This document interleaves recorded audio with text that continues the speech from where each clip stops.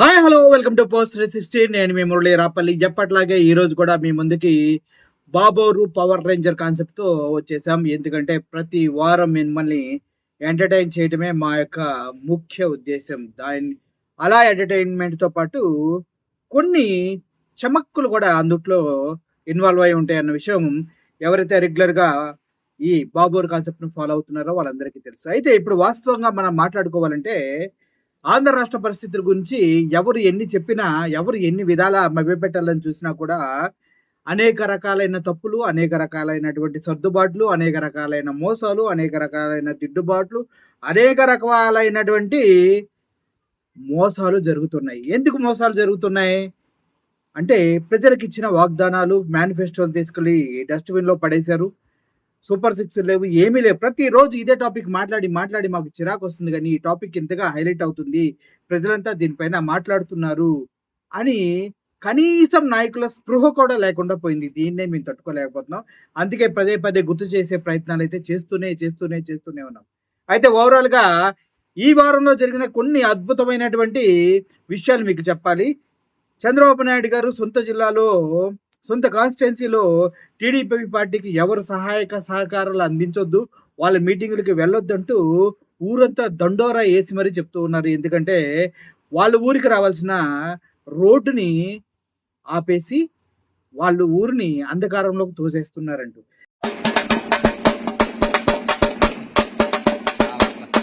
బండారా ఏమంటే TDP party వాళ్ళు బెగ్గిల building Mallappa కొండకి రోడ్డు శాంక్షన్ క్యాన్సిల్ చేసినారు.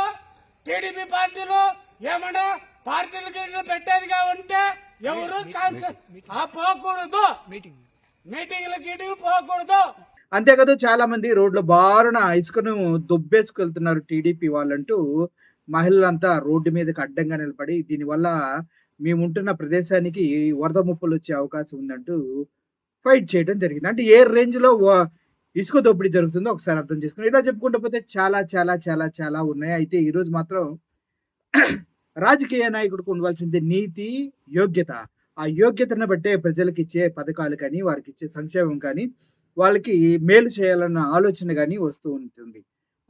అటువంటి యోగ్యత అందరికీ ఉంటుందా అంటే ఆలోచించవలసిన అవసరం ఎంతైనా ఉంది. ఇప్పుడు ఆంధ్రప్రదేశ్ ప్రజలకు అందరికీ అర్థమైపోతుంది యోగ్యత గల ముఖ్యమంత్రి ఎవరు అనేది. అయితే అయోగ్యత అంటే ఏంటంటూ మా బుడ్డోడిని ఎవడో క్వెషన్ అడిగాడంట.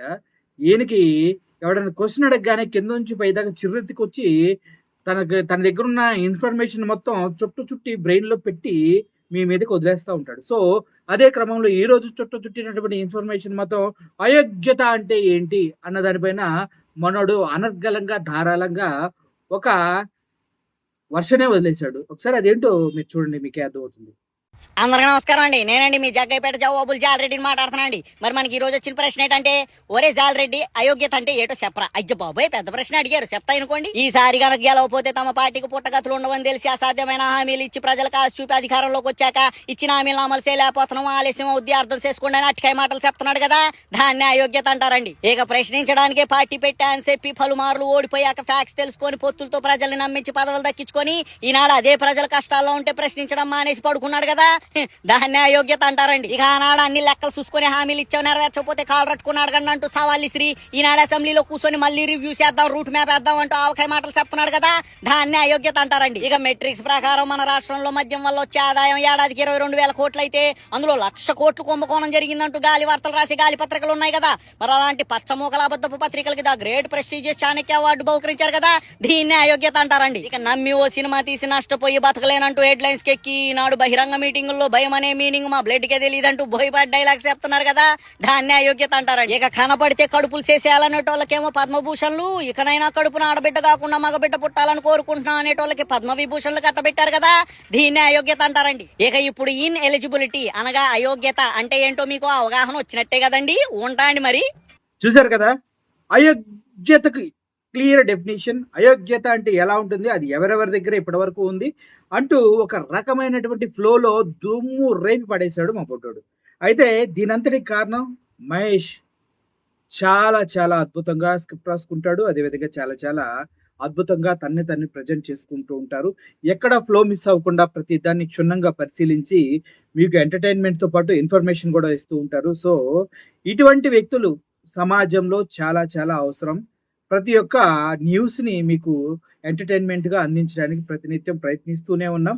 సో, అందుట్లో భాగంగానే 'బాబోర్' కాన్సెప్ట్‌ని మీరు ఎంతగా ఆదరించి ముందుకు తీసుకెళ్తున్నందుకు ప్రతి ఒక్కరికి పేరు పేరున కృతజ్ఞతలు తెలియజేసుకుంటున్నాను.